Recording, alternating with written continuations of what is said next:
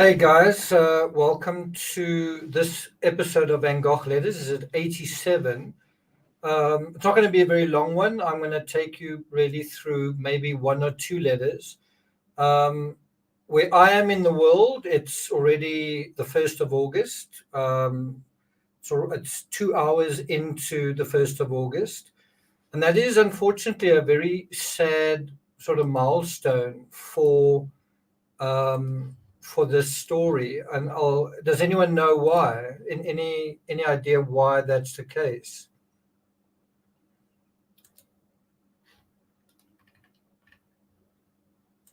Any idea why the 1st of August is quite a sad milestone of this particular story?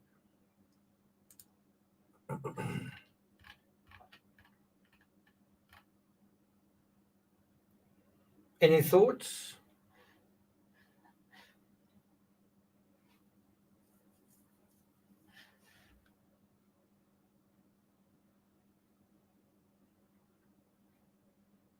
Hello, any thoughts out there? Why is the month of August a milestone in terms of Van Gogh letters?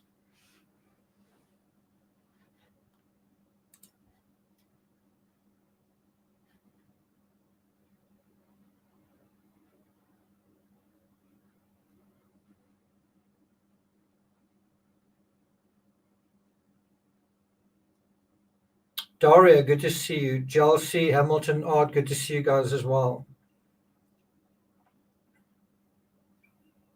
Robbie Robbins says, I may rest, then wake up to join in the live. Okay. Ellie, good to see you as well. Yvonne, good to see you. Anyone gonna try and come up with an answer to that question? Another Amy, good to see you.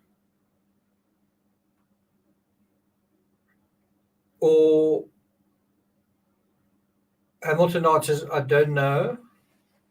Okay, well, here's the answer.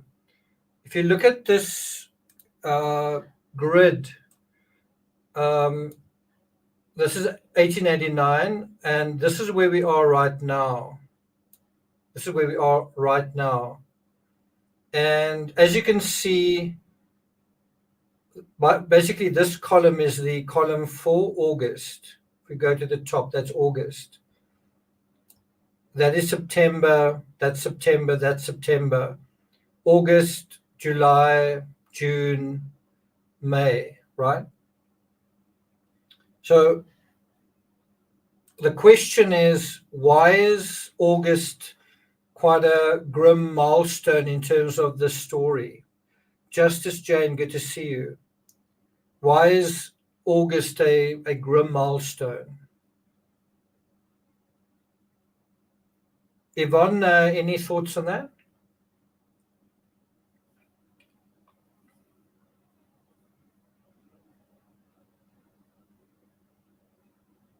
Anyone?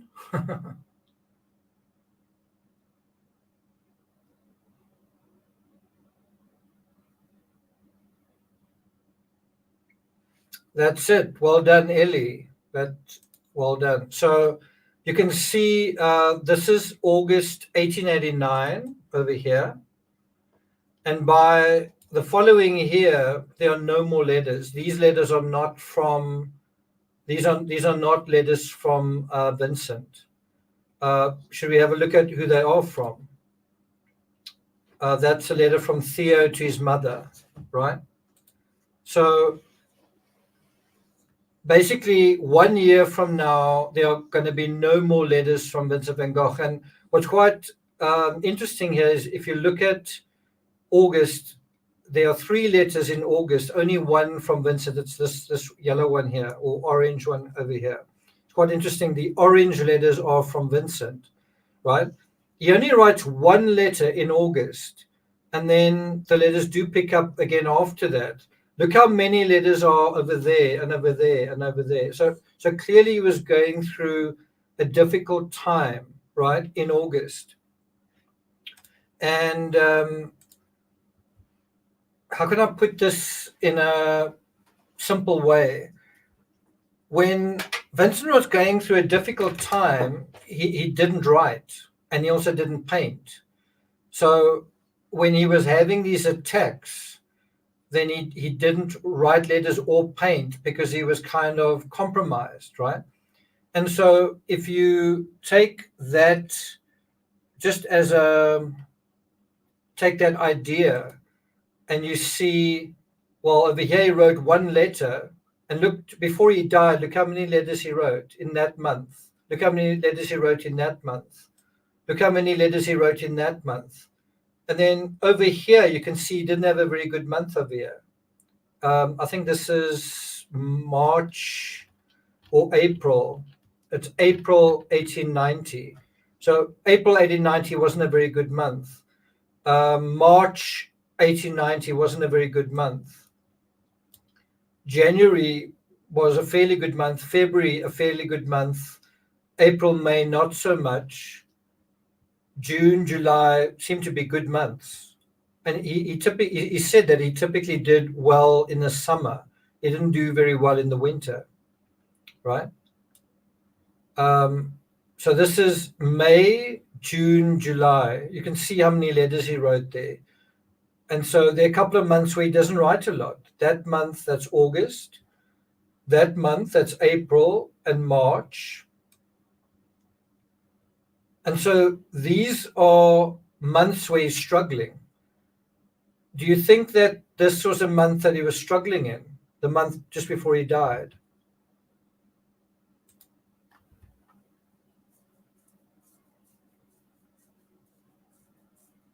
Okay. Justice Jane says, I haven't been here in a while. I'll have to catch up. Yeah, yesterday, the 31st of July, was the anniversary of his death. He suffered the bullet wound, I think, on the 29th. And then it took him 30 hours to die. 30 hours to die. Actually, I could actually be wrong. Was he shot on the 27th and he died on the 29th, or was he shot on the 29th?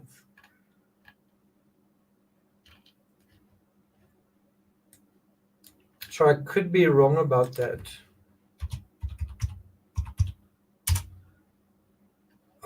Died 29th of July. I should really know this. Okay, so he was shot then the 27th. He was shot on the 27th, where he suffered a bullet wound on the 27th. He died 30 hours later, which is essentially 2 days later. Yeah. Okay. So anyway, the point is, if we go a year into the future chronologically, there are no more letters in August of 1890, September, and so on. And so from now on, we are basically dealing with less than 1 year of the artist's life. Now, something that is almost incomprehensible is that less than a month after he paints Starry Night, just think about this, less than 1 month after painting a painting that changes the history of art, changes art history, changes art, there's the manager, I guess, of the asylum confiscates his paintings, won't let him paint. Let me say that again. Less than 1 month, so a couple of weeks after painting Starry Night, he's just painted a painting that's going to become one of the most famous paintings in the world. And then a couple of weeks later, less than 1 month later, the guy that's kind of in charge of the asylum basically confiscates everything and won't let him paint. Think about that. Yeah, so he was shot on the 27th. Something else that I think we failed to recognize and failed to acknowledge is that when Van Gogh paints Starry Night, in a very real sense, he's painting his own feelings onto the canvas. He's painting his own needs onto the canvas. He's painting the meaning that he's seeking onto the canvas. So you might say, well, thank you very much. I want to believe in the magic of the universe. Thank you. I want to see the power of the sort of electric power of life in the sky. Thanks. I want to have this optimistic view of the heavens or whatever it is. Thanks. I do need a bit of consolation in my life, whatever. But I think what people miss is that was exactly what he needed. So make no mistake, Van Gogh was facing a kind of dual extinction. He was facing physical extinction. So in terms of he was afraid that he was going to die. But he was also facing a kind of mental extinction, if that's the word. In other words, even if your body survives, your mind, you might lose your mind, but your body survives. And I think a lot of us have seen that with people with dementia. I had a grandmother who had pretty bad dementia, and you're really like a zombie in the sense that although your body functions and although you can walk and eat and sleep, in a weird way, it's like, well, the lights are on, but Elvis has left the building, right? And so I really think Van Gogh was quite frightened of that. This thing where that he was possibly losing his mind, possibly losing kind of his faculties. And for an artist, that is a particularly terrifying thought, because if you can't concentrate, if you can't think, if you can't imagine, if you can't focus, then you can't make art. Then you can't be an artist. If you can't visualize and, use your mind, well, then you are no good as an artist. And so he was really facing death, extinction, the end on two fronts. And so that's a part that I think a lot of people don't really realize is he's in the asylum and he's actually afraid of his own death, right? He's afraid of dying. And so in that context, he paints Starry Night almost as a way of comforting himself. And the amazing thing is that consolation touches us. That consolation hits the target with us because it was so authentically felt. It wasn't like he was just sitting in a comfortable apartment. His wife was bringing him a cup of coffee. His dog was sitting on his lap, and he had a pipe next to him and maybe a bowl of soup steaming on the table. And he was thinking, I wonder if I could paint a painting that he's actually feeling the reality of life and death in a very visceral way, right? And I think it's easy to sort of miss that aspect. Does that make sense? And so it's because it's so personal to him that his art starts taking on this very personal what's the word? It's the expressiveness in the art becomes more passionate, more intense, because he is in a very intense situation, right? To use like a modern aphorism, shit has just become real, right? It's no longer painting's not just a game anymore. It's like a life and death dialogue. It's dealing with the imminent creep of permanent death, and he is using art to think about those themes. And you might say, no, he isn't. Well, yes, he is. He's painting wheat fields, destroyed wheat fields, reaped wheat fields, someone harvesting the wheat as a way of, and behind me you can see some sort of heads of grass that I took that photo lying in the grass outside Arles. He's literally is literally painting motifs of life and death. I don't know. I don't want to call it the Grim Reaper, but he's painting the cycles of life, the harvest, crops being harvested, and then he also paints the sun, this throbbing sun. And so let me ask you guys a question. I actually meant to put this as a poll. What does the sun represent, do you think?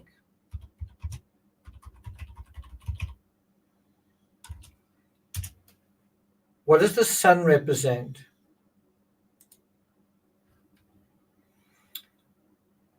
Okay, so I think it's time we go to some of his letters. We're not going to really deal with too many. We're going to be looking at this one, letter from Vincent to Theo on the 3rd or 4th of September. If you want to follow along, you can go to this link. Okay, so we're going to deal with this letter, but before we do, I just want to take us back to get a bit of context. We're just going to go back through August just briefly to get a bit of context. Okay, so Hamilton says life, Darius says life-giving sun, life, vitality, yeah. So the part that I want you to think about, but not so much think, but feel and experience, is if you are dying, or if you are afraid that you're dying, or if you're afraid that you're losing your mind, or you're afraid that that life is draining away, or you're afraid that you're afraid of mortality, you're afraid that the end is near for you, right? You've got like a real legitimate reason for feeling that you are kind of in the end game of your life. And guess what? He was, right? And Theo was as well, right? So it's not just this hypothetical that the sun represents life. He's attached to the symbolism in a very real way. He wants to feel the vitality of the sun. He wants to feel the warmth of the sun touching him. He wants the sun to somehow explode and throb, and all of that energy of the sun, he wants it to flow into him and vitalize him, right? It's not just that he's kind of sitting there going, yeah, you know what, the sun might be a nice symbol. He needs that symbol. He wants that symbol. That sun is something that he wishes could kind of reach into him and give him new life, right? It's not just a hypothetical, he's not just painting it out of a sort of creative place. He's very connected to that symbolism. He needs that symbolism. He needs that vitality. And he's trying to think, in what way does nature replenish, rejuvenate? And a major way is the sun. The sun flows into leaves. The sun basically picks up the seeds scattered by winter and then brings forth spring. And all of that sunlight, cast over the fields, all that light that light is life, right? And who better to think of these themes than a preacher's son? Who better to think of a painting as a kind of prayer than a pastor's son, right? Does that make sense? Maria, good to see you here. So just to review where we are, do you remember that Theo was writing to his brother? He wrote this on the 4th of August, and he's saying here, I thought it's so strange not to get a letter from you. I telegraphed in order to learn if you're well. Dr. Peyron answered me in a letter that you have been ill for a day or two, but you're already recovering for a bit. Well, that turned out to be a bit of a euphemism. Things were actually a lot worse than that. And meanwhile, Joe is pregnant and they're going to have a child. And then I think another 10 days or so go by, about more than a week goes by, and then he says, "We received your letter for Cor and handed it to him this morning, for he arrived very early." And this is a letter from Joe, and where Joe says, "You have no idea how often you are thought of. Please just talk to Theo. Please write to him because he's really worried about you. He's so anxious for it." And so suddenly Vincent goes silent, and they don't hear from him for almost a whole month. And then he finally writes to them on the 22nd of August, and he says, "Thanks, Joe, for having written to me." He says, "I am terribly distressed because the attacks have come back." And then he also says, "Please write to Dr. Peyron and tell him that I need to work on my art." He basically says there that they've taken my painting materials away. I haven't been able to paint, right? He says here, "For many days I've been absolutely wandering, as in all, quite as much, if not worse." And then he says, "For 4 days I was unable to eat because of a swollen throat." Then he says things like, "I no longer see any possibility of having courage or hope." So if you think about it, if there was ever a time for him to take his own life, it would be now. He's saying, "I have no hope, I have no courage, I can't paint." But he basically admits, I no longer see any possibility of having courage or hope. So if he's so hopeless now and he communicates it, why does he carry on? If he's this mad artist and he cut off his ear, why not take his own life right now? He's at pretty much his lowest ebb almost ever. And he's having like daily attacks. He's like losing his mind almost like on a daily basis. He says, "This new attack took me in the fields on a windy day when I was painting." He says, "And truly it was a more somber attempt in terms of the painting." And so he's also saying, guess what? The painting I painted at the time was quite, sorry, not somber, sober. The painting I was painting at the time was quite sober. So now you're saying, okay, so when things are going badly for him, it reflects in his art. His art is sober. He says the color is these colors: broken greens, reds, and rusty yellow ochre, right? And do we see it here? I think it's this picture. And so this is the kind of turmoil he experiences, I guess, when he's in turmoil. And so what happens when he's in turmoil, when he's feeling hopeless? He doesn't paint very much. He paints sober scenes, and he kind of stops writing letters. And then also he says things like, "My head is so deranged." He says, "I'm terribly distressed." Okay, right? So why doesn't he not say that a year later? Why doesn't he say in July, towards the end of his life, "While I'm feeling very distressed, I'm going to paint a sober painting"? Why doesn't he say towards the end of his life, "I've had attacks"? Why doesn't he say towards the end of his life, "I have no hope"? Why doesn't he say that? It's not like he can't say that. He has the ability to say that. He writes a lot of letters. I think he wrote something like over 800 letters. So if he can write, and here he says, "I no longer see any possibility of having courage or hope." So if he can, and there he also says, "We found this job of ours wasn't a cheerful one." So if he can admit that he feels hopeless, if he can admit that he's distressed, if he can admit that he's deranged, if he can admit that he's having attacks, why can't he admit that at the time of worst distress, just before he dies? Why can he not paint this distress like he painted it here? Why?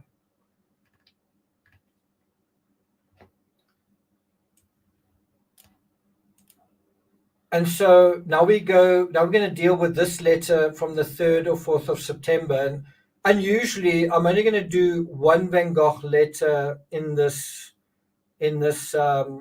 episode. It's only going to be about an hour long live stream. And so this letter is dated the 3rd or 4th of September, 1889. And this is what he writes. My dear Theo, I've been feeling better since I wrote you, right? And so something like 2 weeks go by, and then he writes to his brother again. He writes because he's feeling better. He doesn't want to write when he's not feeling well. He writes when he is feeling better. So when he writes letters, that's a sign that things are going well with him. When he doesn't write letters, that's a sign that things aren't going so well. So he says, I do not want to wait any longer before writing you again. Then he says, thank you once more for the lovely etching after Rembrandt. I would very much like to know the picture and to know in which period of his life he painted it. All this goes along with the portrait of Fabricius in Rotterdam, the traveler of the Lacaze Gallery. Should we have a look at that quickly?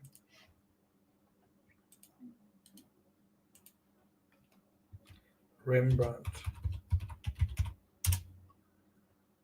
I'm not terribly crazy about this portrait.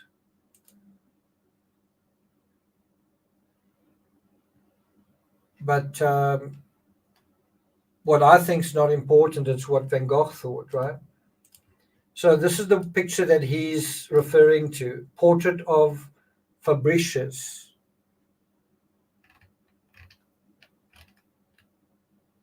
And so what do we see? We see a young man in a fur cap.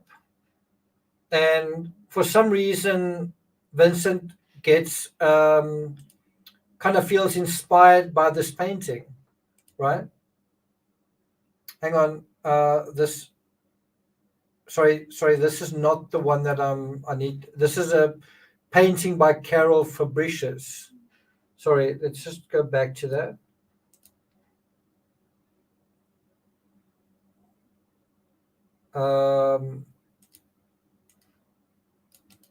Not sure if he is not sure if he's referring to that particular painting or if it's another one.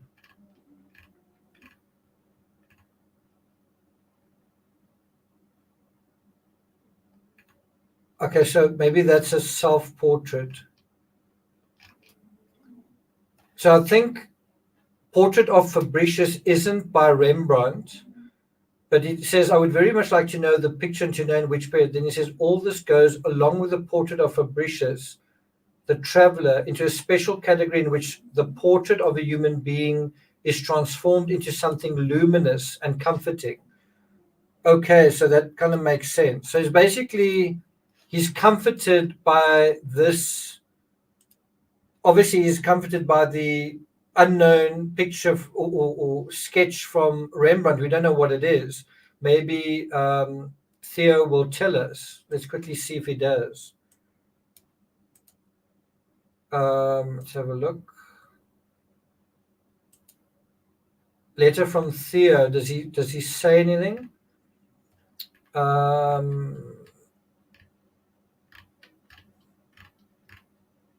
don't see anything about that Rembrandt.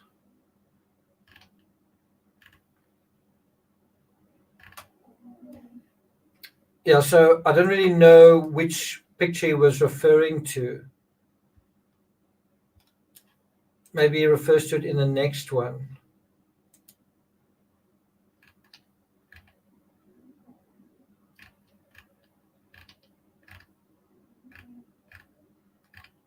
I don't see it here. I'm just curious which picture he's referring to. Okay, well, look, I don't think we're going to find that out anytime soon. But anyway, we do know that it resonates with him in terms of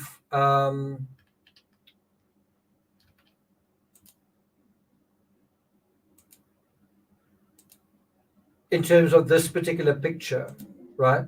And when he thinks of this picture, you can imagine that. I don't know. When I look at this picture, I see um, a young man with kind of a man that stands out from the canvas, a man that looks healthy, clear eyed. He's got his whole life in front of him. And Van Gogh probably, in the same way that he thinks of the sun as a symbol of vitality, he probably thinks of this particular portrait. It's amazing that he's got these names of portraits in his mind, almost like he's got a photographic memory. And so he thinks about this portrait as something that, and he says it here, he says it is comforting. He's comforted by the idea that a young man, can be healthy, um, sort of full of like lust for life, and clear-eyed with his whole life ahead of him. He's kind of like this strapping young man, right? And he seems to have some kind of armor on himself, but he seems like someone who can is ready for life, put it that way. And so Van Gogh says, this is a special category of portrait where a human being is transformed into something luminous and comforting. And I think about that. Van Gogh himself wants to be transformed into something luminous and comforting. And think about Starry Night. Think about this picture. Wouldn't you describe this painting as luminous and comforting? It definitely is luminous, but it's also comforting. It's comforting to the guy who is sitting in the asylum, and you might say, "Oh, that's so cute. It's such a nice picture. It's so cute, the stars, and it's such a nice little scene." Well, the reality is there's screaming going on in that asylum. There are men who are broken men who are losing their minds, men who are basically dysfunctional. They are either deviants, or they are dysfunctional, or they are crazy, or they are sick in some way. Basically, these are men experiencing social death, a lot of them. And they are the misfits and the deranged, right? And Van Gogh is feeling like, well, I'm one of them. I'm one of the bungled and the botched, and is frankly filled with terror. This is like, it's almost like his exit out of this world is being, if you think about Jesus going into Jerusalem and the people putting palm fronds on the side, well, Van Gogh's journey to Jerusalem, like his last journey, is kind of framed by mad people screaming. And, that is a pretty awful tribute on your way to the grave, if you think about it like that, right? Yvonne says, now that I know more about Vincent, I can see the comfort and luminousness of Starry Night, right? So can you see how you shouldn't just see Starry Night in the context just of the asylum. You've also got to see it in the personal context of Van Gogh's journey and what he's feeling. He's not just, although as much as it seems like he's dealing with everything with equanimity, nobody can really deal with the reality of mortality with complete equanimity. And although he tries to do that, he finds himself failing. And these attacks make it harder and harder to do that, right?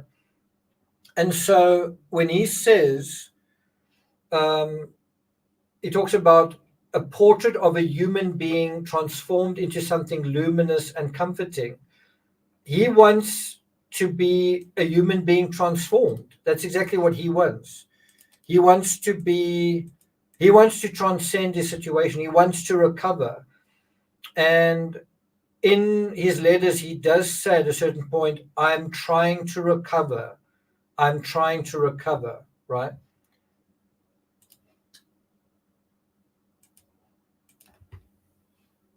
I want to share with you guys a fantastic documentary.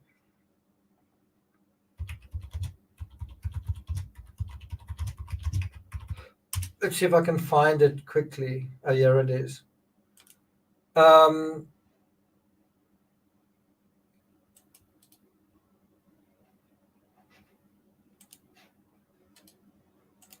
Is this the one that I'm looking for? Yes. Okay.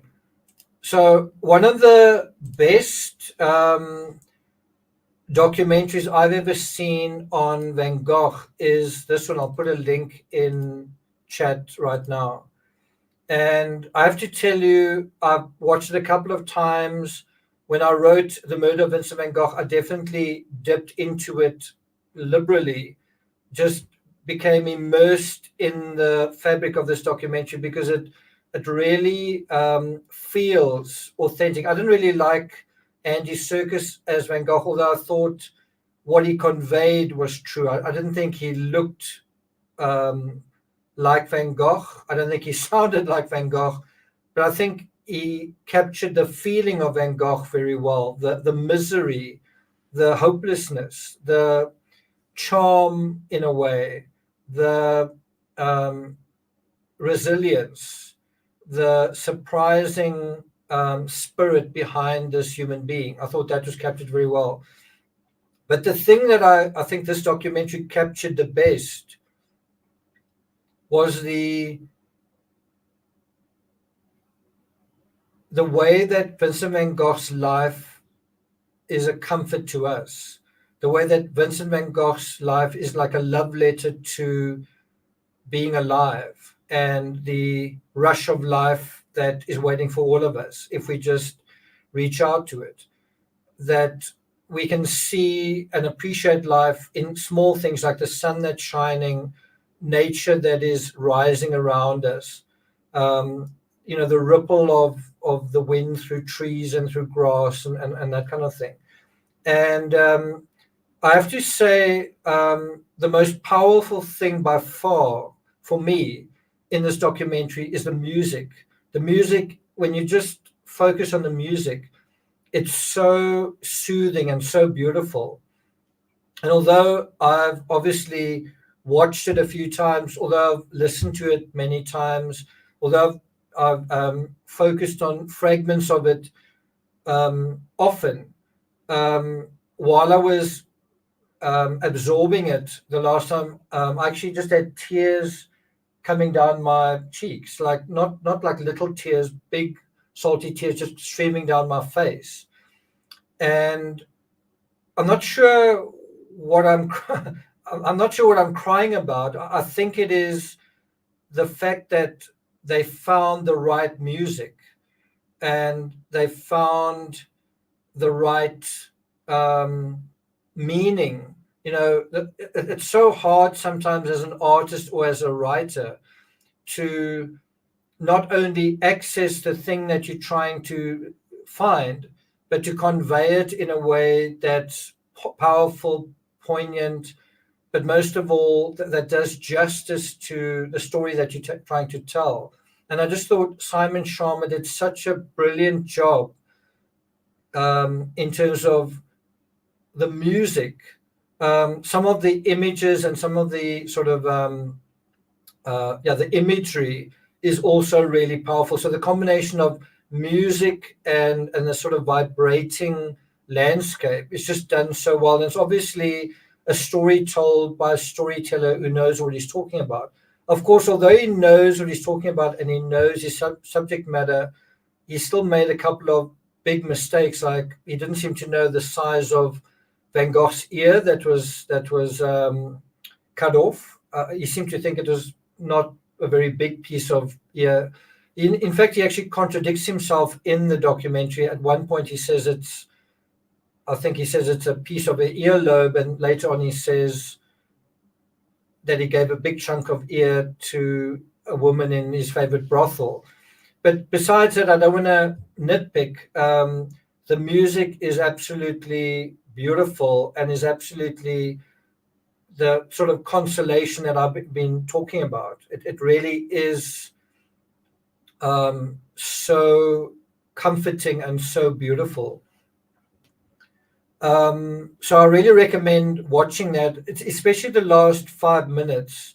The first 2 or 3 minutes and the last 5 minutes are really well done, especially where Sharma says, the pilgrim delivered, the pilgrim achieved what he meant to achieve. He wanted everyone to feel the rush of life through his pictures. He wanted people to feel the yellow of the sunflower. It's not just see the yellow, feel it. He wanted to feel the fields. He wanted people to feel that sun. Because in a real sense, he was trying to feel that. In a real sense, he's dying. He is feeling threatened by death, and he wants to feel alive. So that sense of the rush of life that he's trying to convey is something that he needs. And so it's in that sense, because it's so authentic, that it resonates with us, that this, how can I put it, this message that he's trying to convey does land with us. And what I'm going to say now is going to sound almost like sacrilege. In a very real sense, Van Gogh's not a very good artist. A lot of his art is terrible. A lot of his portraits don't work. He's not very good with faces. He's not very good with the human form. He's sometimes not very good with painting basic things. And so the fact that he, despite these disadvantages, nevertheless finds a way to communicate what he's trying to through his intensity, through his passion, through just being such a sincere spirit is really quite something. It's quite incredible. At one point, Simon Sharma describes it as a miracle. He says what is happening is a miracle. He's actually translating mental upheaval into this expressive art on the canvas, and it actually is a miracle. It is something that shouldn't happen. He should just have had a mental breakdown, stopped painting, and died, and yet he somehow transcends all that. It really is quite incredible. Okay, so let's go on through this letter. So he goes on to say, and how different this is from Michelangelo or Giotto, though the latter nevertheless comes near it, and thus Giotto forms, as it were, a possible link between the school of Rembrandt and the Italians. And then a sketch of the enclosed field with plowmen is drawn here. So he's talking about, just to be clear, he's talking about how a human being is transformed. He's talking about something that is luminous and comforting. And then he refers to a field of yellow stubble that they are plowing, the contrast of the violet tinted plowed earth with the strips of yellow stubble. So he's talking about this whole thing. And then he refers to, first of all, the sketch. There's the sketch. So there's a person over here. Can you see him? And he's plowing, and there's the sun. And then that's the sketch. And then this is the actual painting.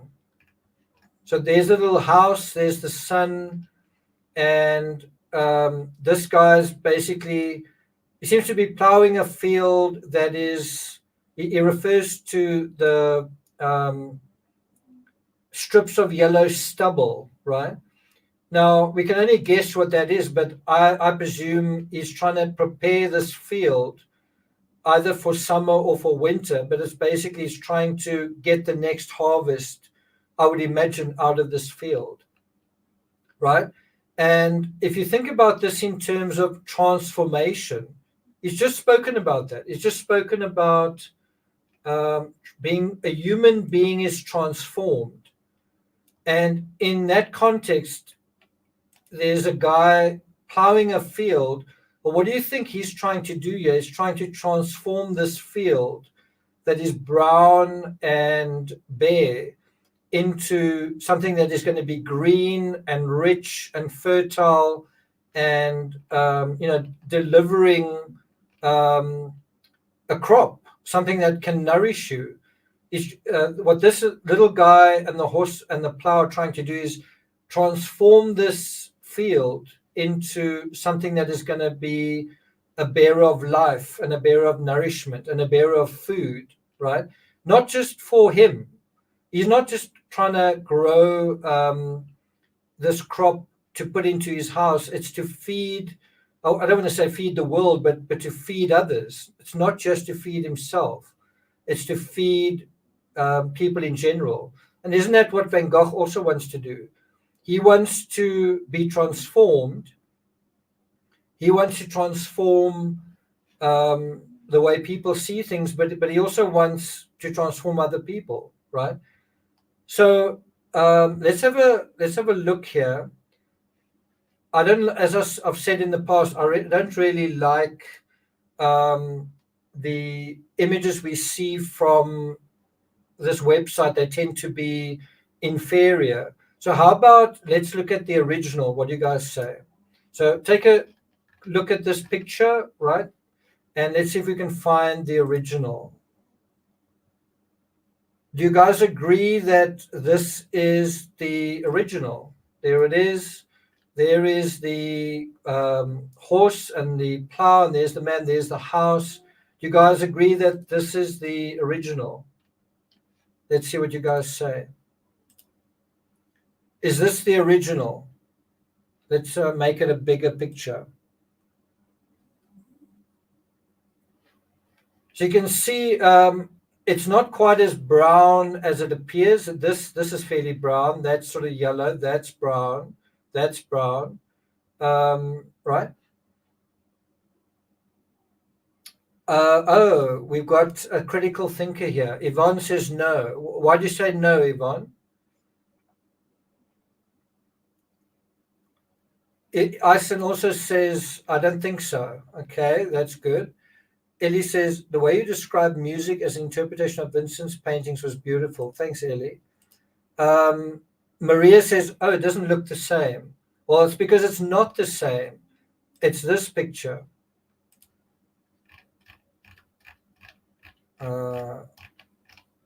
This is the picture, right? Remember, it's got those trees over there, right? So this is the actual picture. And so if you look at this picture, it's not quite as brown as the other one, but it's certainly, this isn't really green. This isn't a field that is sort of delivering, right? And so this is the original. Do you guys agree that this is the original? Is this the original or is this not the original? We've agreed that that's not the original, although it's similar. There's the man, there's the plow, there's the horse, there's the house. There's this funny part of it. So we agree that this is not the original. Do we agree that that is the original?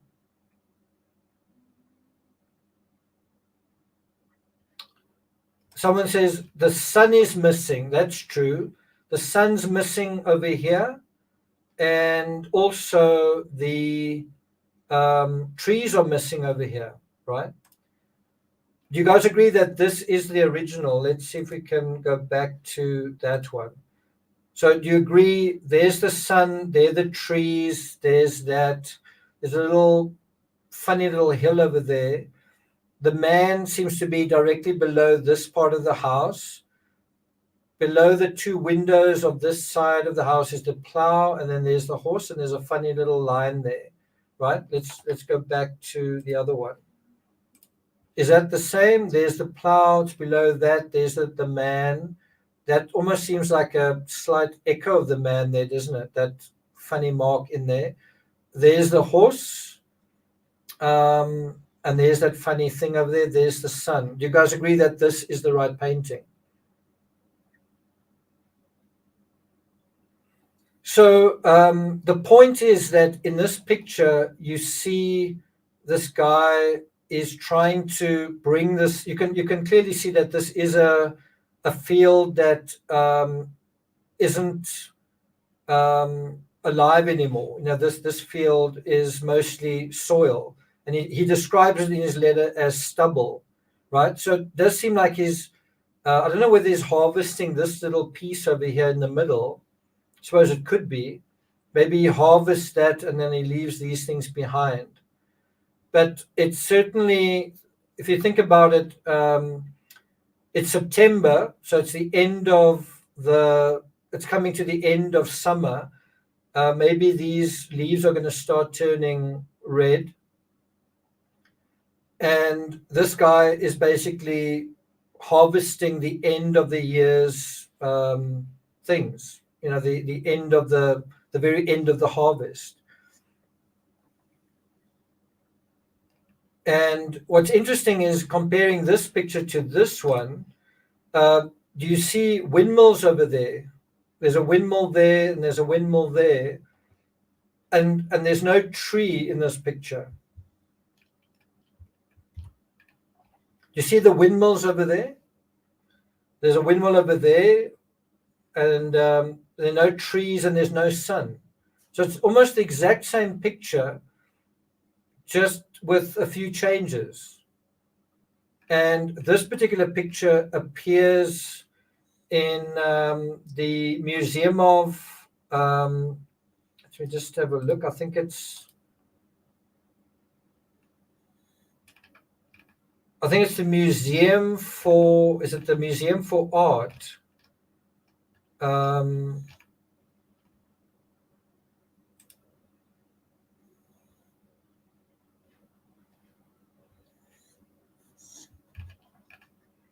MFA, is that the Museum for Art in Boston?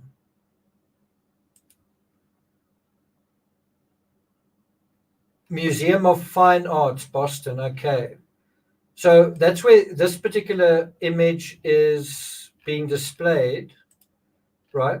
And let's have a look at what they say about this particular picture. So they say, this landscape belongs to a series of pictures based on the view from Van Gogh's window during his stay at the asylum. And so from his own window, he takes kind of inspiration from the landscape. What is what changes are going through the landscape? As the seasons change, the world around me is transforming. Am I transforming? Am I going to be the benefactor of the same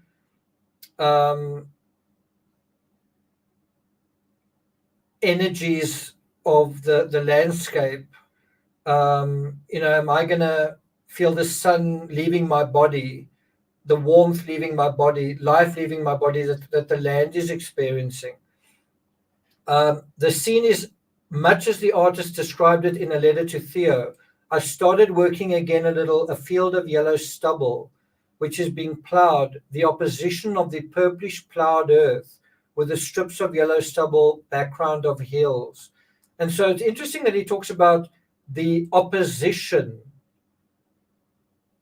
In other words, he's talking about almost like life and death. He's talking about there's the purplish plowed earth, and then the strips of yellow stubble that is still somewhat alive, and it's now being plowed up, right? And then the background of hills. And then this is quite interesting. The distant windmills were an addition from the artist's imagination. So what is really taking place here is imagination. He's looking out his window and he's thinking about what he sees beyond what he's seeing. So he's looking almost into the landscape. He's almost looking through the landscape. And so in a way, what do you think he's doing by adding the windmills and taking away the sun? What do you think he's doing in terms of this particular picture? By taking the sun out, what do you think he's actually doing compared to that picture? So I would say in this picture is exploring certain ideas, and then in this picture is exploring other ideas. What ideas would you say is exploring in this picture? Yeah.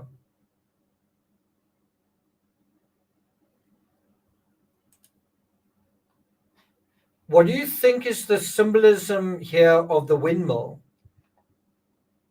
So we know what the symbolism is of the sun. What is the symbolism here of the windmill?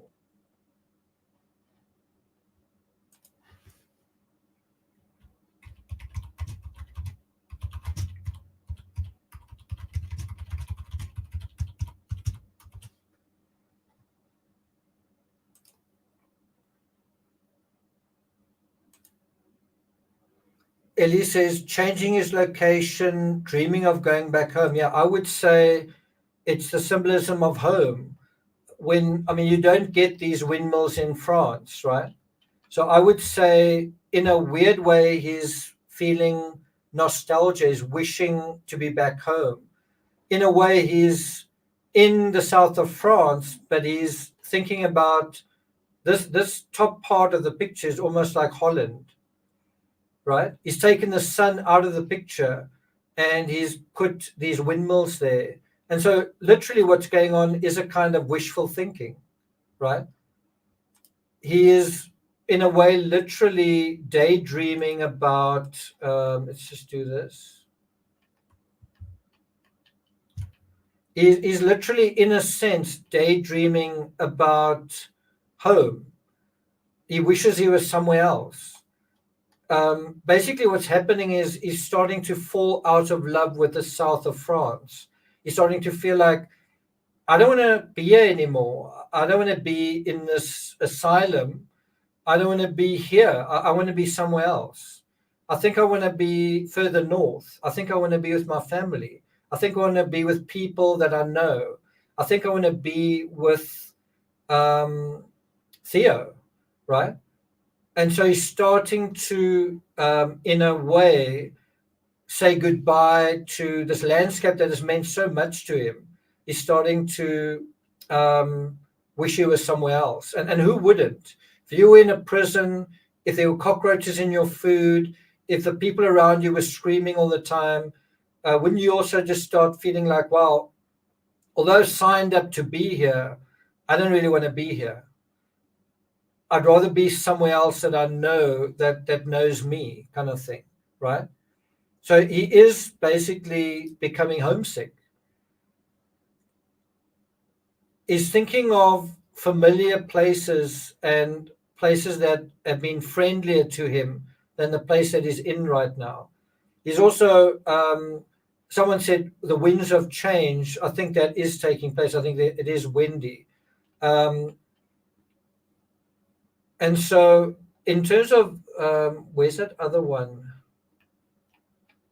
If we just go back to this one, let's just see if I can find that again.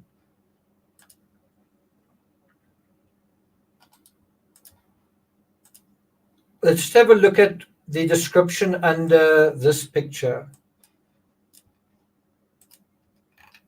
What do they say here? So it's this picture now, and let's just have a look at the description over here. Despite the beauty of the countryside surrounding the asylum, Van Gogh began to lose his inspiration towards the end of 1889. So bear in mind, in September, we are in the last half of 1889. And he dreamed of leaving and returning to the north of France. Now, what's quite interesting is in this picture, there are none of those windmills, but it's nevertheless true what he's saying here. He dreamed of leaving and returning to the north of France. And guess what? That's exactly what he did a couple of months later. He did leave and he did go to the north of France. And is this really so surprising? He had no stimulating company at Saint-Remy. Now think about it like this. Think about the guy who's writing these letters. And he's talking about Rembrandt, and he's talking about these books that he's reading, and he's talking about transformation. Who can he talk to in the asylum? Like, who can he have conversations, deep conversations about deep subject matter? Who can he talk to? He can't talk to anyone because he is surrounded by lunatics. They can't concentrate. They can't listen. They are basically just nuts. They're nutcases. And so that must be a loneliness of a different order, that not only are you losing your mind, but the people around you just can't, are of no comfort to you either, which is why you can't see comfort in other people. You've got to see comfort in symbols, in the sunshine, in windmills, in the landscape, in color, in letters that you get, right? And so he does actually have one or two friends at the asylum, but they're not very close friends, put it that way. They say no one to discuss and debate art with, and no one with whom he made a connection. And so, you know, he goes into the asylum and kind of naively thinks, wow, you know what, there'll be people around me, I won't be so lonely. And so he goes into this asylum and he actually experiences a kind of horrible loneliness that compounds on the original loneliness. Imagine being so utterly lonely, and now you are surrounded by people, but you just can't connect to any of them because they're lunatics, or they're shallow, or for whatever reason you just can't talk to them. It's the loneliness of the big city, right? And so they say here his associations with Dr. Peyron are amicable. So although he can sort of talk to his doctor's not really interested in art, and they don't really become close friends or anything. And the same with the two guards. He has associations with the guards, but they're kind of simple people. And unfortunately, they've got no interest in art.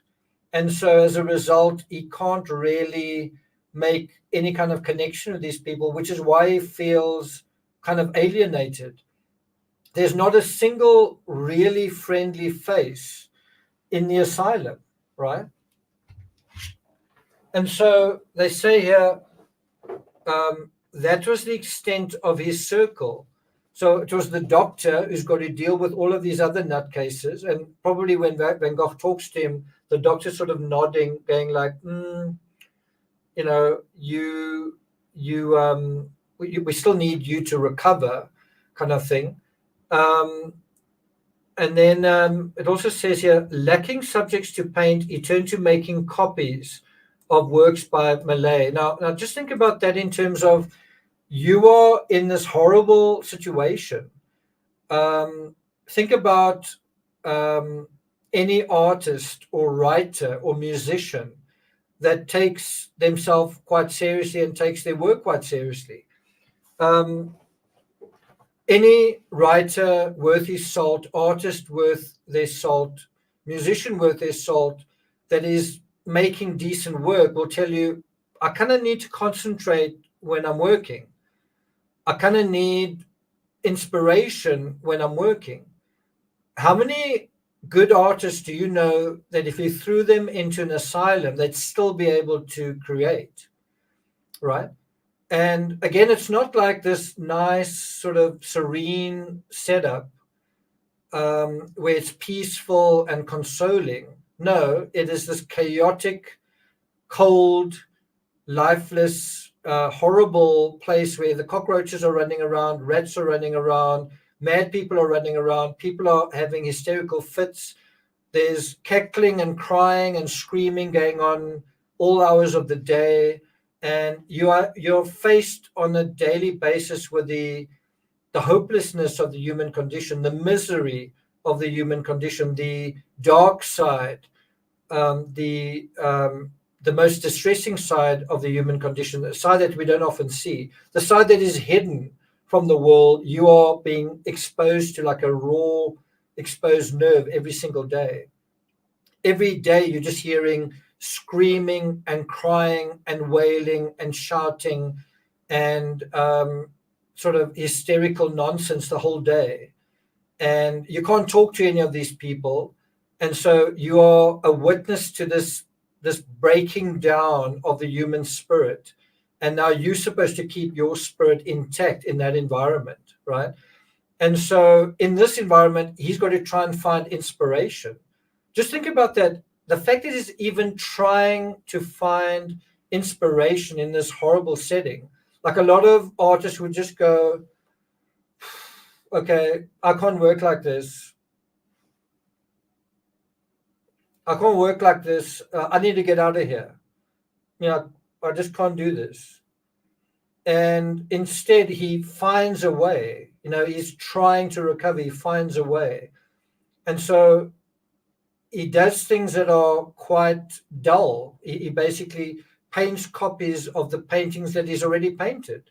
So if you think about this picture and that picture, this picture and that picture, that is basically someone who is quite bored and is trying to just find a way to make his world more interesting.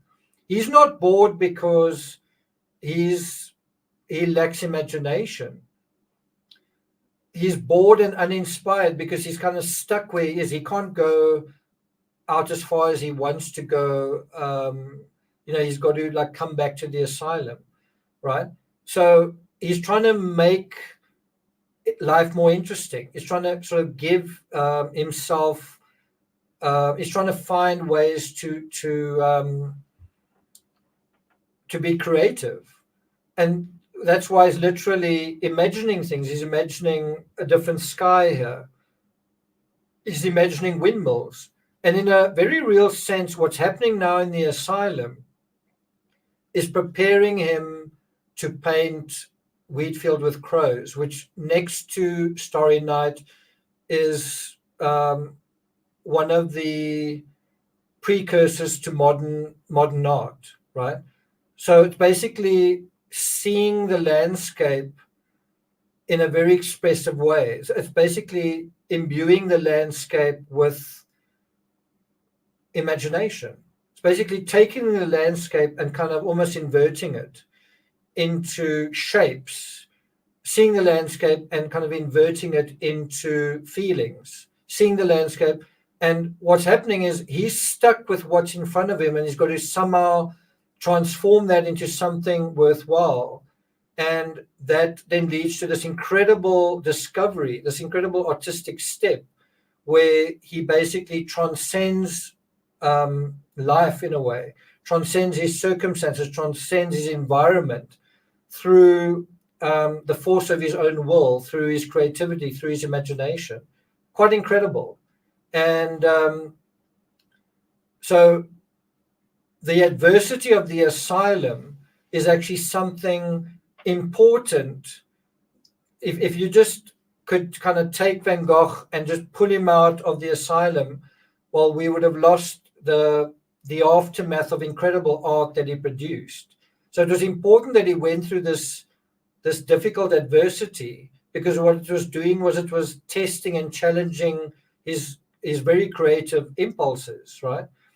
And it was also important that he met Gauguin, and then Gauguin came into his life and then left his life. In other words, there was a injection of creative energy and then nothing. And now he must do something with that. So all of this was really quite incredible, quite miraculous. And the fact that he did something with this, and he didn't just give up. He didn't just say, "Jeepers, no one in the world should be going through this. I feel so sorry for myself. Where's somewhere I can bang my head and have a nervous breakdown?" He takes all of this and he tries to make something with it. And out of this adversity comes this transformative, transcendent insight. And that is, in a sense, also the heroic journey that he goes on. He goes on this horrible journey to a place none of us would want to go. I mean, if somebody said to you, "I'll give you $10,000, would you spend a year in an asylum? You need to eat food with cockroaches in it. You need to sleep with rats. And we'll give you these painting supplies, but would you do that?" Okay, you do it for $10,000. Would you do it for nothing? Because he did it for nothing. Would you do it for there's going to be no social media, no newspaper's going to report on what you did. You must simply go there and just feel transformed. Would you do it? Not many people would. A lot of people would go into that situation, come out super depressed. A lot of people would go into that and just say, "Get me the hell out of here. I can't handle this. I can't sleep. I can't eat. I can't do this." and yet he does, and he comes out really rejuvenated, which is really quite incredible. And so, of all the people out there, he's one of the few people, because he is so resilient, that can actually, I'm not saying he handles it with a plume, but he does enter it and he comes out the other side. And it does transform him. It does improve his art. It does refine the artist at the end of the day. And not everyone who would go into this situation would come out that way. Some people would come out damaged, traumatized, depressed. Okay, so I'm a little bit over the 1 hour mark. I just want to go back to this letter. So he says he's talking about a human being transformed into something luminous and comforting. Isn't that exactly what Van Gogh is to us today? Something luminous and comforting. I think he is to some people, but I think the whole he killed himself, he cut off his ear, messes up that whole narrative, because he ends up being this troubled madman, and he's so much more than that. Anyway, he says, yesterday I began to work again on a thing that I see from my window, a field. Can you see? He says, I began to work a little again. So he's not able to just in one go make the art. He's being slowed down by his condition. And he's also being forced to think almost in slow motion what he's trying to do, what he's trying to say. And so he says, work distracts me infinitely better than anything else. And so he's saying, in this horrible situation that I'm in this madness, in this cacophony, in this distressing place that I find myself, work distracts me. Work takes me somewhere else. And he says, if I could once really throw myself into it with all my energy, possibly that would be the best remedy. Then he says, the impossibility of getting models, however, and a lot of other things prevent me from doing it. Altogether, I really must try to take things a little passively and have patience. So that is his advice to himself, is basically saying, calm down a little bit. Don't be so active. Don't run around the landscape. Just settle down a little bit and be patient. This is going to pass. Like the seasons, this is going to pass. Just give nature a chance. Give your own human nature a chance as well. Then he says, I think very often of the other fellows in Brittany who are certainly busy doing better work than I. So there's a recipe for misery, comparing yourself unfavorably to others, but it must be hard for him not to do that. And I also think when you are in a place of defeat, when you're in a place of slowed down productivity, when you're in a place of, how can I put it? I don't want to say disgrace, but certainly when you're in a place of when you're being managed by someone else, when you're under the custodianship of someone else, when you've lost, in a way, the authority over yourself or agency over yourself, it's very easy to think, what did I do wrong, and what are others doing right? And that's how you just give up even more agency. There's nothing wrong with thinking about how are others living effectively and maybe take a leaf out of their books. But if you keep comparing yourself unfavorably to others, you just dig a deeper hole than you're already in. And so you can understand him doing that. You can understand him thinking, while I'm stuck here, going nowhere slowly, my peers are out there taking names and kicking butt, right? And so he says, if it were possible for me to start again with the experience I have now, I should not go to see the South. And so he's starting to kind of have regrets. He's starting to think about starting all over again. Think about how much he achieved with the whole Yellow House, and things were going so well. He was painting some incredible pictures.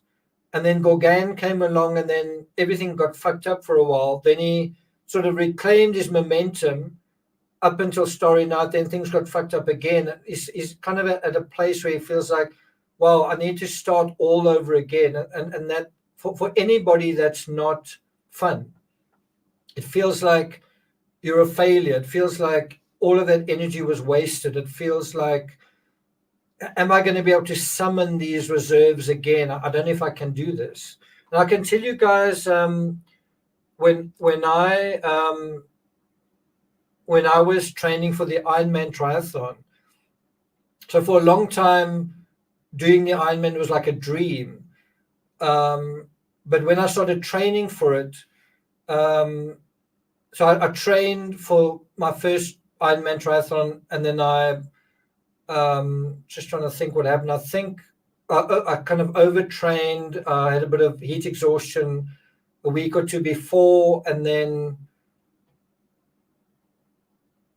I don't think I even competed. I think I was just overtrained, so I just didn't even start. And so that was the first one. Then I trained again for the Ironman triathlon, and a similar thing happened, and I kind of got kicked in my ear, and my ear was bleeding. And I did the swim, and I did the first 100 kilometers of the bike, and then I pulled out. So now I've done 2 races, or I'd failed in 2 attempts.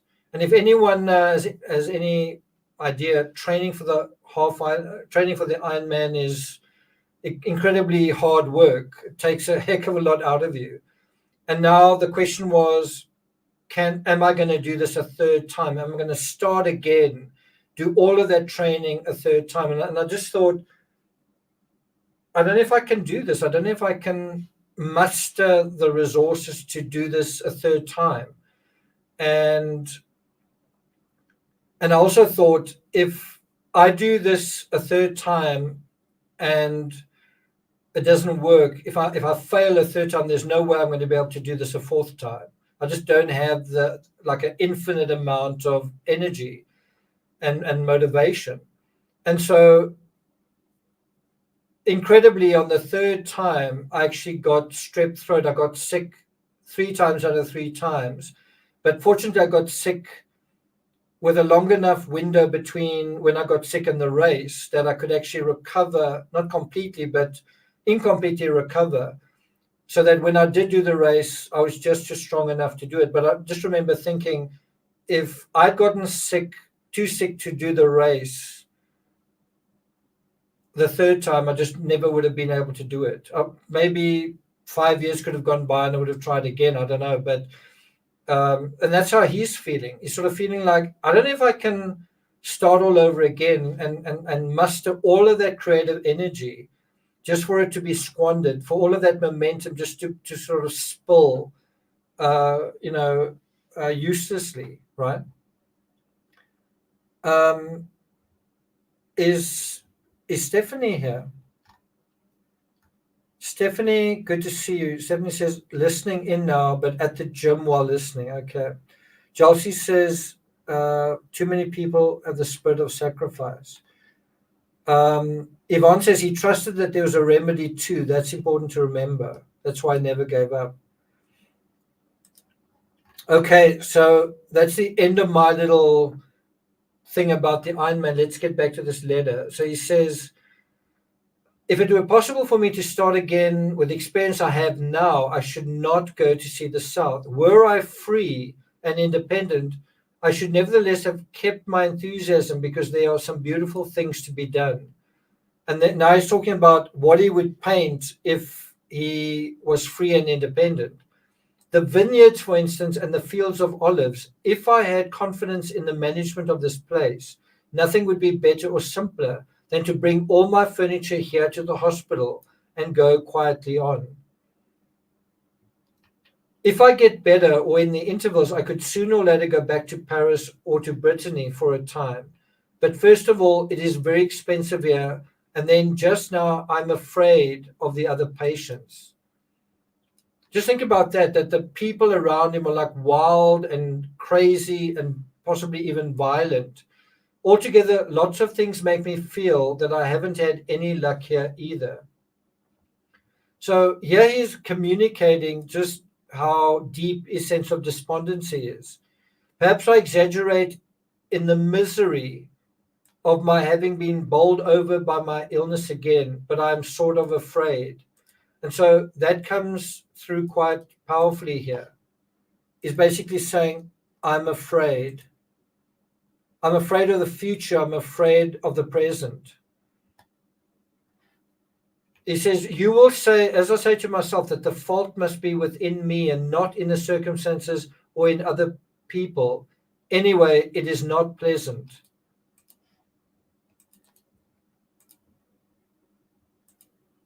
Mel Stiller, good to see you. That's kind of a euphemism, right? It is not pleasant. Then he says, Monsieur Peyron has been kind to me and he has much experience. I do not doubt that he speaks and judges correctly. But has he come to any conclusion? Has he written you anything definite and possible?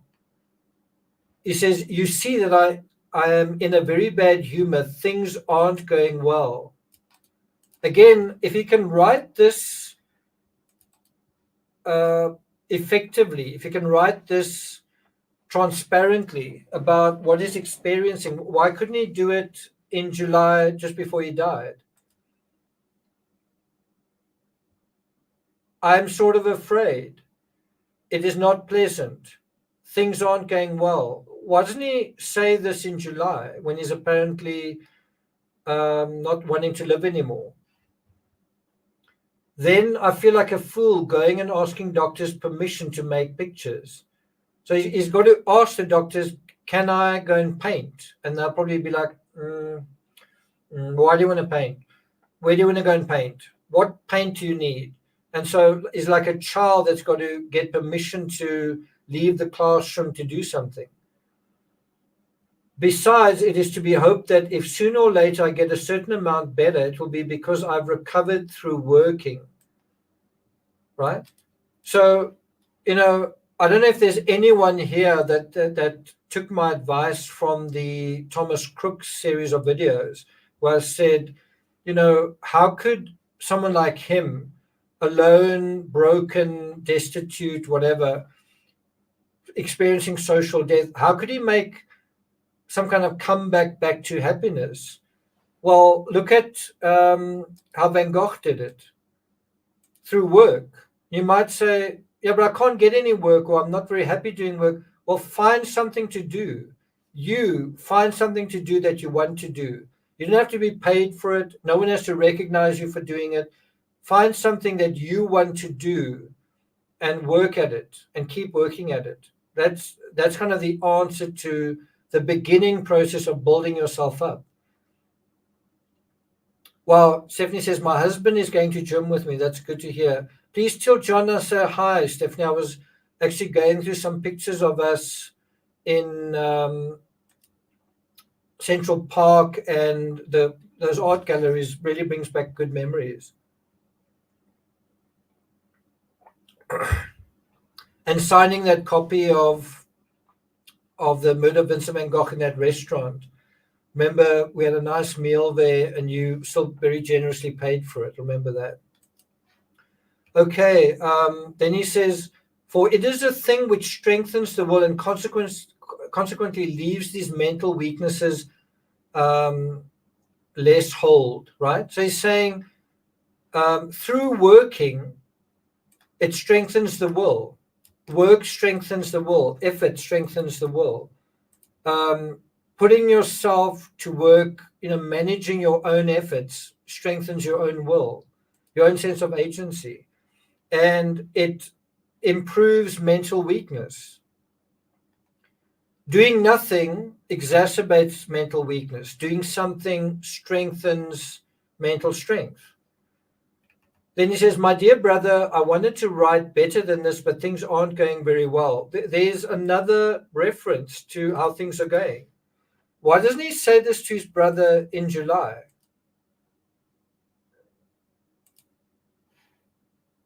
I get great pleasure from going into the mountains to paint the whole day. I hope they will let me do it one of these days. You will soon see a canvas of a hovel in the mountains, which I did under the influence of that book of rods, right? A hovel in the mountains, which I did under the influence of that book. And so that's this picture.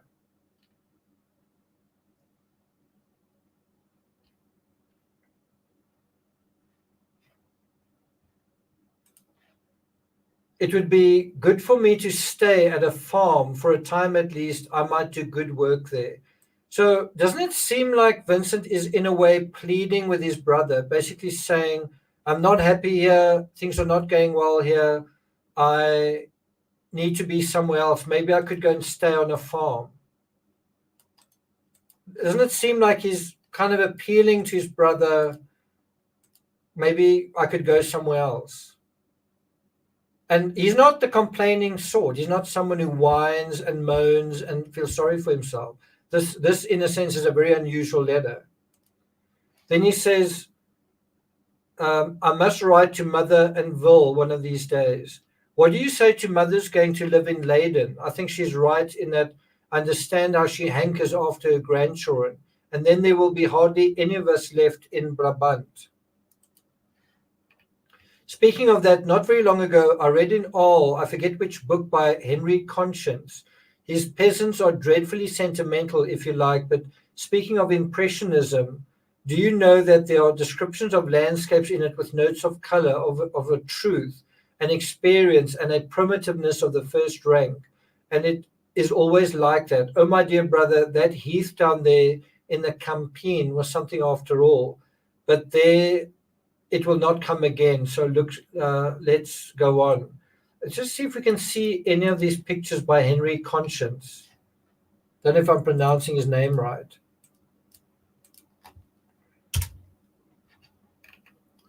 Hang on. Henry Conscience was a Belgian author, not an artist. He died in 1883.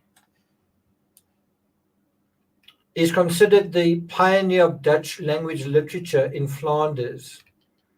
He, well, like me, published over 100 novels. Okay, quite a prolific fellow. After his death, with the decline of Romanticism, his works became less fashionable, but are still considered as classics of Flemish literature.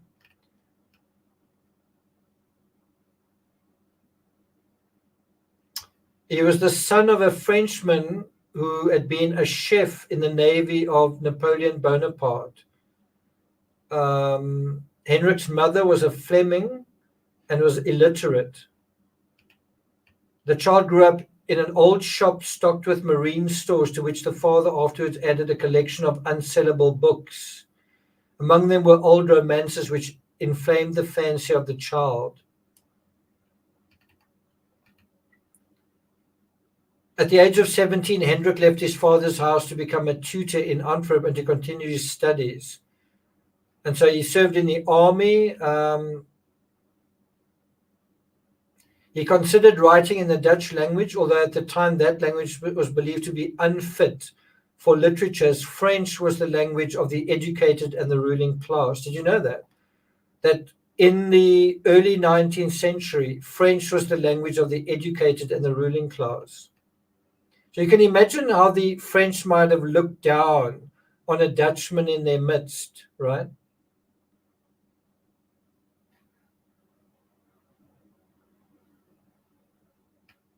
So nothing had been written in Dutch for years when Belgium's independence became a fact in 1831.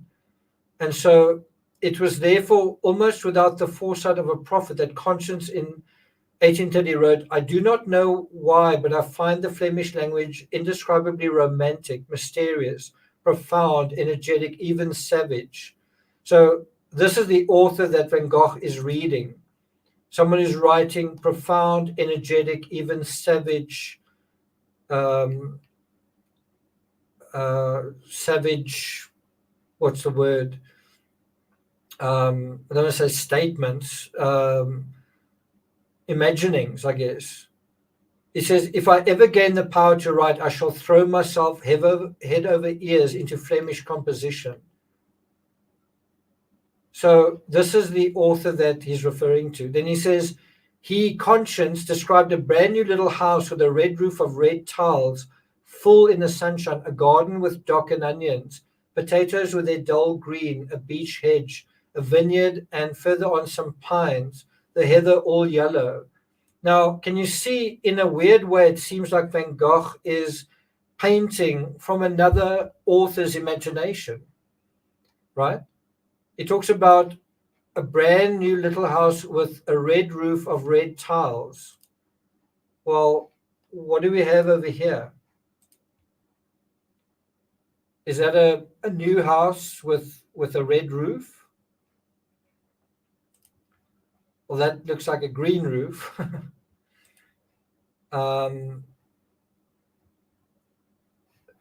But whether it's this picture or another picture, he certainly is inspired by the by what he's reading, and so maybe he's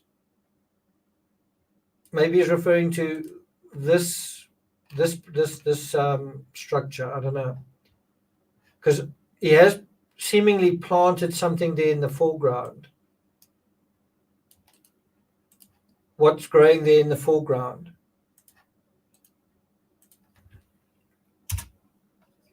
Should we have a look at the original?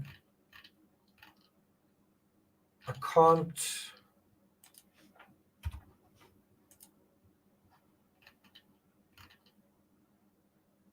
quite find it here.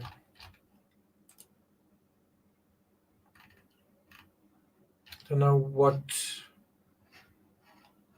Let's do the full search.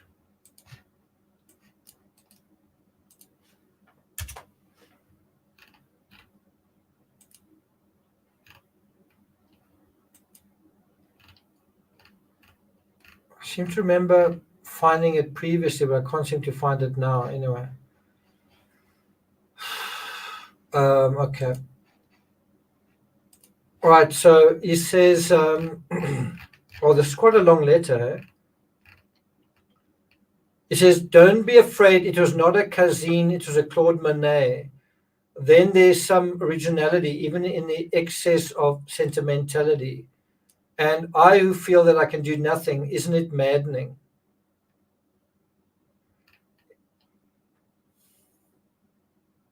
If you happen to have an opportunity to get lithographs after Delacroix, so when he says, isn't it maddening, he's got no one to talk to about what's going on. And so all he can really do is think about paintings in his mind and write letters. That's something, I mean, without this thread of sanity connecting himself to Theo, without these letters, would there have been any glue to kind of keep him together besides his own identity? So this was a very important lifeline, the fact that he could communicate with his brother and his brother could communicate back. And it was all on the subject matter of art. Imagine if the manager of the asylum had said, you know what, all art is forbidden here. You may not paint and you may not talk about painting. Can you imagine that? Anyway, it says, if you happen to have an opportunity to get lithographs after Delacroix, Rousseau, Diaz, etc., past or present artists, galleries, moderns, etc., I cannot advise you too strongly to hold on to them, because you'll see they will become rare. It was, however, just the way to find things popular. Those old prints at 1 franc, those etchings, etc., of those days. Okay. We're coming to the end of this letter now, looks like. The pamphlet on Rodin and Claude Monet, very interesting. I'd have liked to see that. It's no use saying that, nevertheless, I don't agree with him when he says that Meissonier is no good and that the Rousseaus are of great interest for those who like them and want to know what the artist was feeling. It's impossible that everyone should be of this opinion, because for that one must have seen and looked at them, and that is not as common as blackberries. Now, if you looked at as common as blackberries, okay, it must be a saying. I must say, when you read this, he doesn't seem very compromised mentally. He seems still very astute, very eloquent. He's still a very effective communicator. He's still capable of communicating intelligently on a variety of subjects. His memory is still very intact, isn't it? He says, now if you looked at Meissonier for a year, there would still be something in it to look at next year. You may be sure of that. Not to mention his lucky days when he had perfect flashes of genius.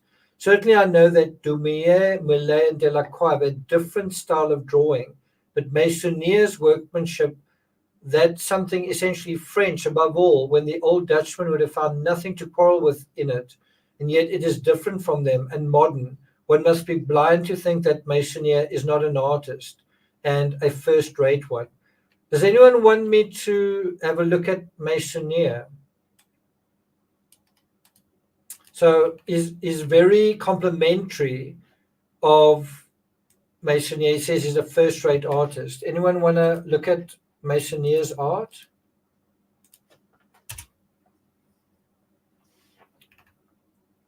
It does look pretty good.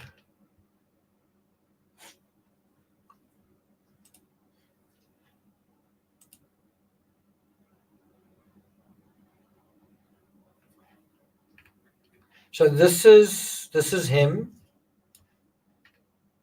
Quite a beard going on there. See if I can just look at some of his paintings.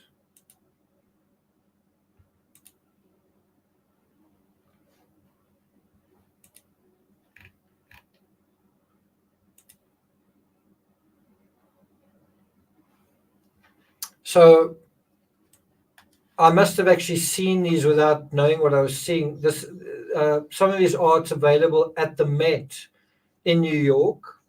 Well, it says not on view. The largest and most ambitious painting by an artist renowned for meticulously rendered cabinet pictures. Why is this not?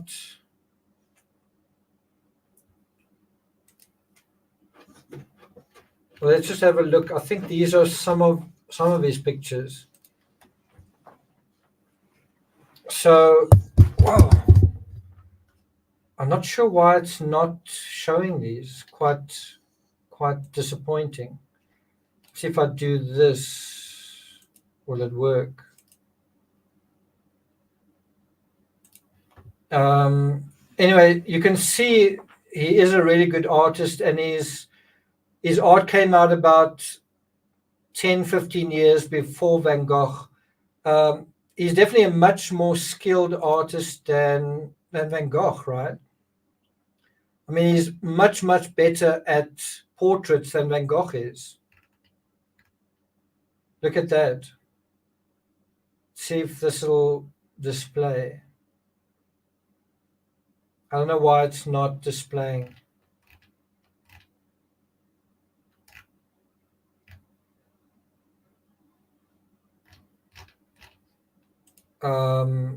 This is quite frustrating.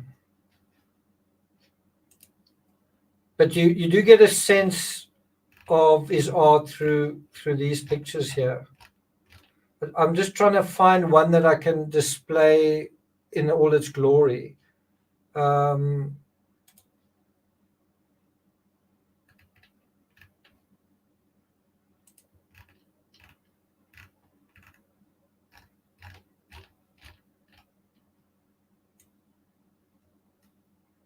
So he died the same year. This old dude died the same year that.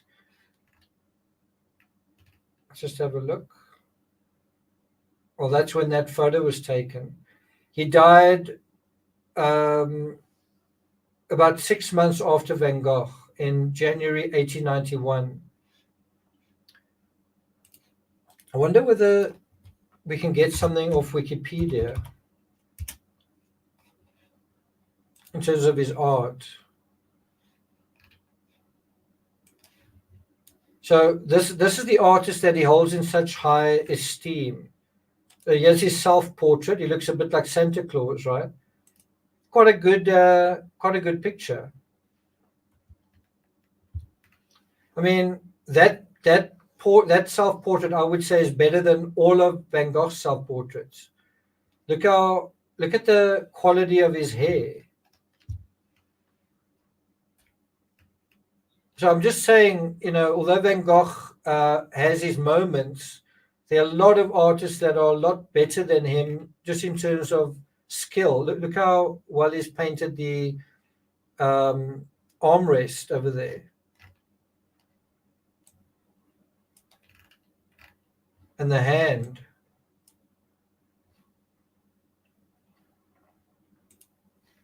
Let's have a look at a couple of others. Wow, look at that. That is incredible.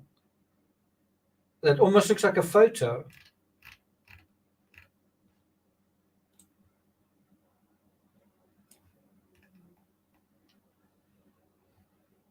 That is a pretty epic picture, I must say.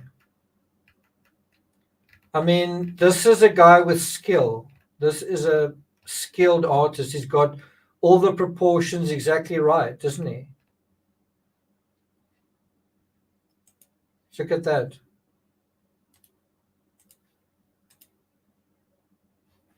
Let's just do this.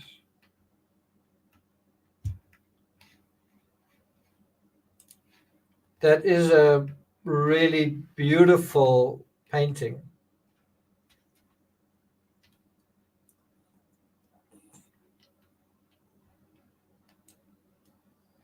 Is that a bucket or a helmet? Possibly a helmet lying over there.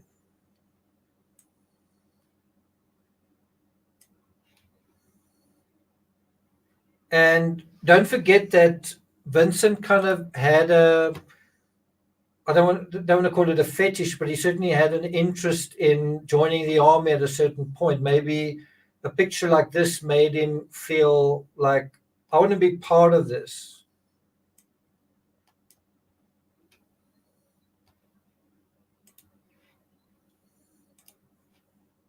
There's another one, totally different feel. Antibes. It is delightful to sun oneself in the brilliant light of the south, he wrote. And it's hard to imagine that Van Gogh wasn't inspired by him in other ways as well. Think about what he's saying here. It is delightful to sun oneself in the brilliant light of the south. Well, where's Van Gogh right now? So you really get a sense that he was inspired by this artist.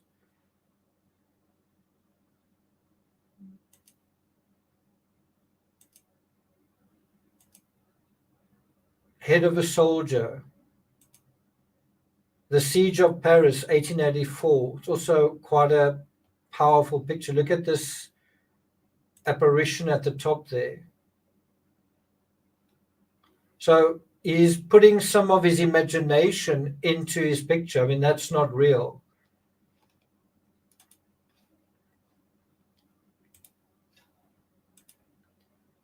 That's also quite a beautiful picture. The Battle of Solferino.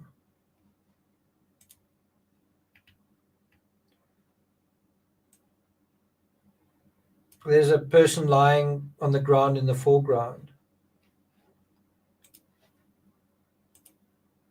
Wow, also incredible. That looks like a photo, doesn't it? A game of piquet, 1861. I mean, that is a much better execution. I mean, compare that picture to Van Gogh's The Potato Eaters.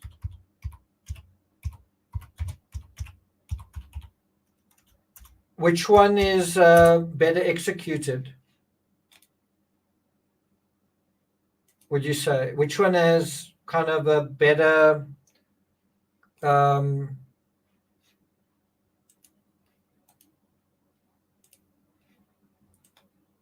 wish I could just take this out here, but anyway, there's The Potato Eaters. Which is a better picture? That one or that one? And one does wonder whether Van Gogh was inspired to do The Potato Eaters by a picture like this. People sitting at the table, right? And there's a lamp in the middle. And then over here, there's also things in the middle. I don't know if there's a lamp. But look at the quality of the artistic craftsmanship, the hands. Look at that hand.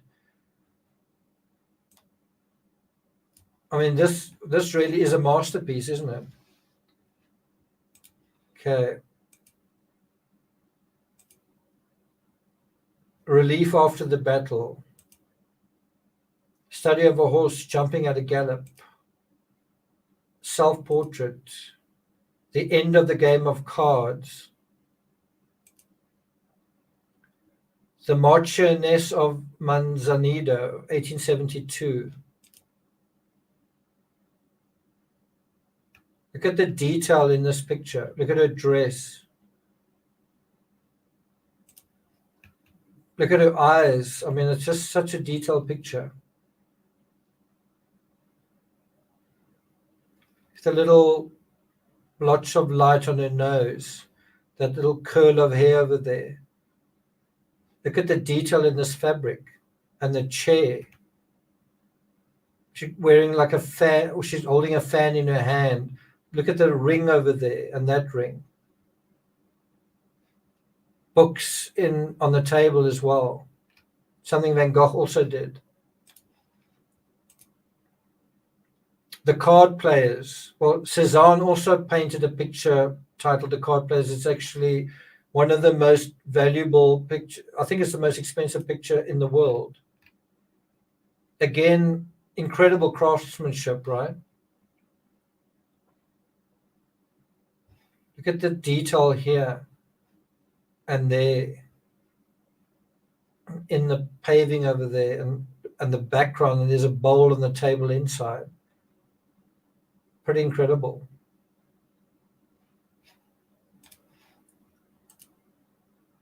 The Philosopher. Again, books on the table. Leyland Stanford. Could be a photo, right? Man reading. Again, books. Portrait du Maréchal Ney. I don't know. Rue de la Mortellerie.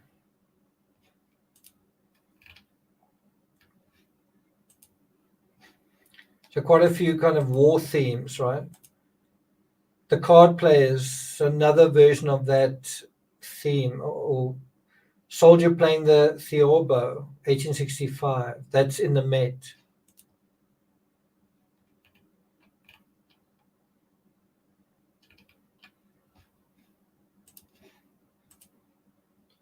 A General and his Aide de Camp, 1869.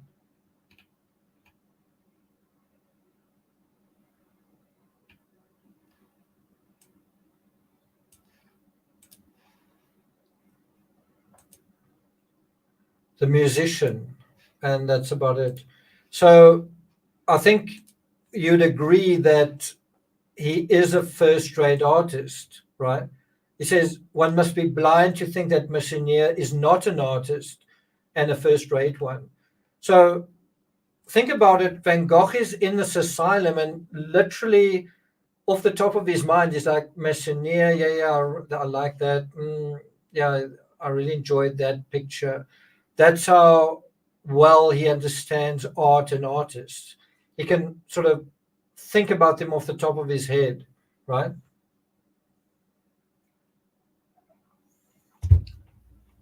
Okay. How many things have been done which give the 19th century note better than the portrait of Hetzel? When Bernard did those two fine panels, Primitive Man and Modern Man, which we saw at Petit's, when he made the Modern Man a reader, he had the same idea. I shall always regret that in our day, people believe that the generation of, say, 48 and the present one are incompatible. I think that the two nevertheless belong to each other, though I cannot prove it.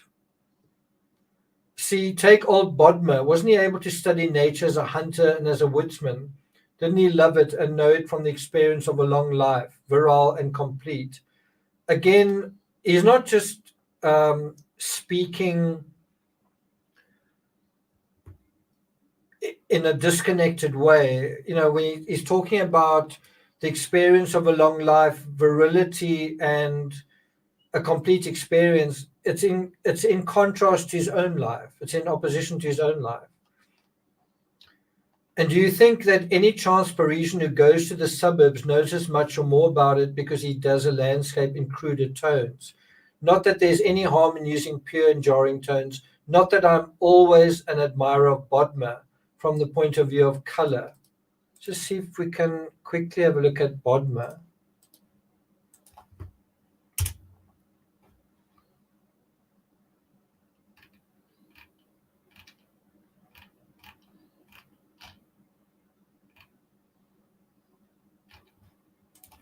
Artist.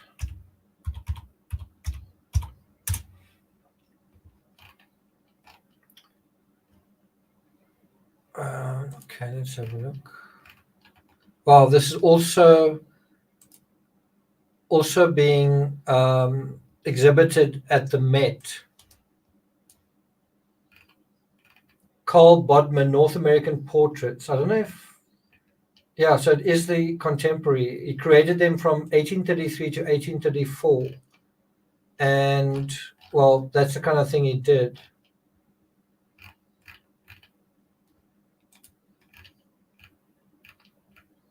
Okay.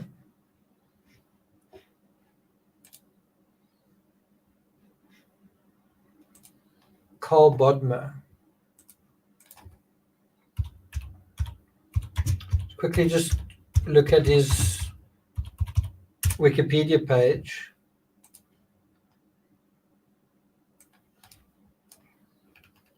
Swiss-French printmaker. He lived 1809 till 1893. So he lived 3 years past Van Gogh's death.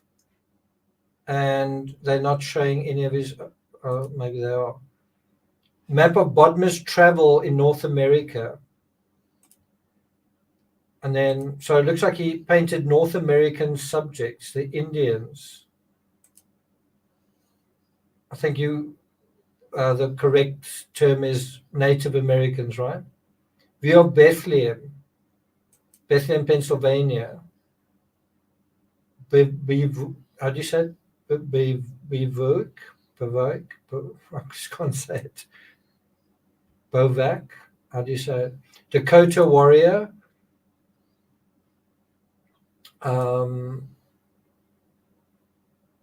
Seems like he painted a lot of the Native Americans. Look at that.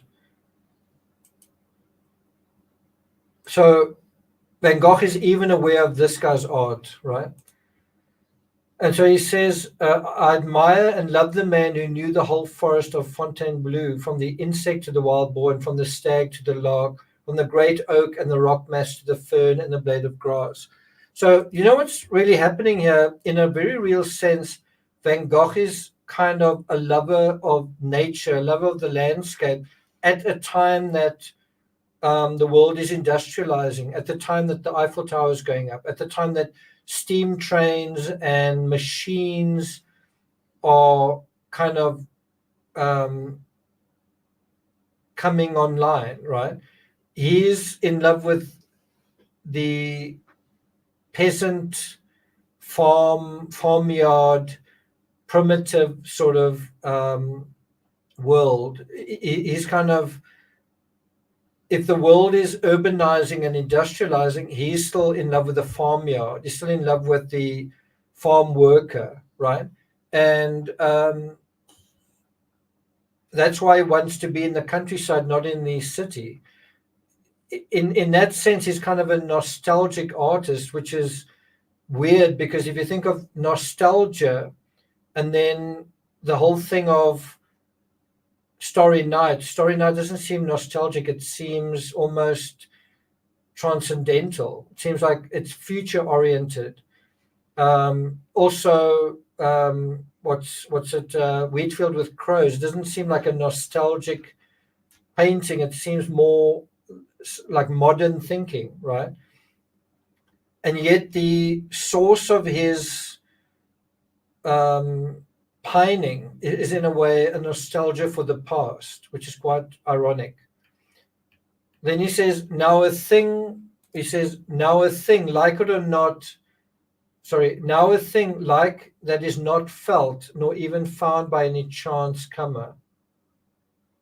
Now a thing like that, now a thing like that is not felt, nor even found by chance comer. And Brion, a maker of Alsatian type pictures, people would tell me, very good. He has a matter of fact done the betrothal feast, the Protestant marriage. Let's quickly look at that.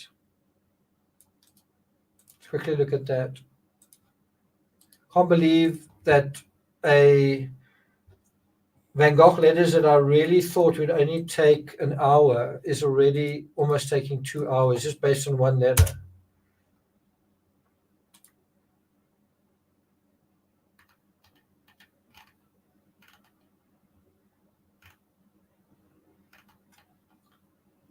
Okay, that's not what I'm looking for.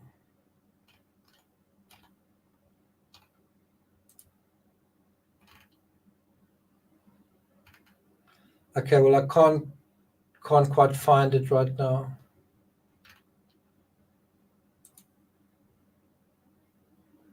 This is Bosch. Okay, so I can't quite find it right now.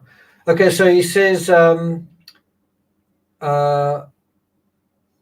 however, when no one could be found equal to illustrating Les Miserables, he did it in a way not yet surpassed, and he made no blunders about his characters. Is it a little thing to know people so well and the humanity of that period so well that you hardly ever make a mistake in an expression or in a character? As for us, we have to grow old in hard work, and that is why we eat our hearts out when things don't go well. I think that if one day you see the Brias Gallery in Montpellier, um, I think that then nothing will move you more than Brias himself when you realize from his purchases what he tried to be to artists. It is rather disheartening when you see some portraits of him. His face is so heartbroken and obviously frustrated. If one doesn't make a success of it in the South, there's always the thought that man who suffered all his life for the same cause. The only serene portraits are the Delacroix and Ricards. So that's what he's thinking in terms of serene portraits. I know we saw quite a few Delacroix in the Met in New York, but by pure chance, the one by Cabanel, for instance, is true and very interesting in its keenness of observation. At least it gives an idea of the man. And then he comes back to sort of not reality, but talking about practical matters. He says, I'm glad that Joe's mother has come to Paris. Next year it'll be a little different, perhaps, and you will have a child, and that will bring a fair amount of the little worries of human life. But as some great worries of spleen, etc., will disappear forever, it is certainly the way things should go. I'll write again soon. I'm not writing to you as I should have liked. So he's kind of saying, I'm not quite myself. I'm not quite able to say what I want to say. I hope that all is well at your home and will continue to be well. I'm very glad that Brevet has rid you of your cough. It worried me somewhat too. So he's not so caught up in his own circumstances that he can't be concerned about his brother's health, right? He says, the trouble I had in my throat is beginning to disappear. That seems to suggest that he's still having problems with his throat. I still eat with some difficulty, but after all, it has got better. A good handshake for you and Joe. Ever yours, Vincent. Okay. And so the next letter, I think, is also from Vincent, just the next day. Oh, it's a letter from Dr. Peyron to Theo. So we'll deal with that in the next Van Gogh letters, which I think is going to be quite a while from now. I kind of just wanted to, because of the anniversary of his death, I just wanted to kind of address that sort of milestone. But we're already in September, so I think the next Van Gogh letters is going to be in September. So I'll see you guys then. Let's go through a couple of your comments. Silent Murmur says the cadmium yellow embodies elemental hydrogen. Bivouac. Okay, thanks for that. Thanks for that. Hamilton Art says, as an artist, it is good to glean from others, but not be downcast of them.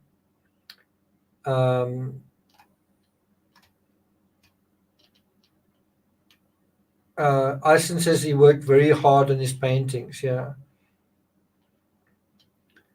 Iceland, don't give up. Don't give up.